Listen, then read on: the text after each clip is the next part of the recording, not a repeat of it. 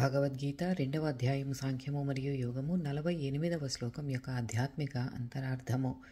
ఓ ధనంజయ, యోగములో నిమగ్నమై ఉండి ఫలితాలపై ఆసక్తి వదులుకొని జయాపజయాల పట్ల నిర్లిప్తతతో అన్ని కార్యాలను నిర్వహించు.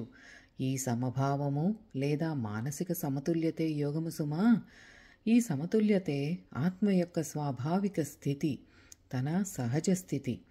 మనం నిత్యం చేసే భౌతిక చర్యలు కానీ ఆధ్యాత్మిక సాధన కానీ సమతుల్యతతో ఉండాలి. ఎటువంటి లాభాలను ఆశించని సమతుల్యత. తన్మయత్వంతో సాధన చేసినప్పుడు తప్పకుండా ఆ పరమాత్మలో ఐక్యమవుతాము, మోక్షం పొందుతాము. ఇదే గాడ్ టాక్స్ విత్ అర్జునాది భగవద్గీత రెండవ అధ్యాయమైన సాంఖ్యము మరియు యోగము 48వ శ్లోకం యొక్క ఆధ్యాత్మిక అంతరార్థము.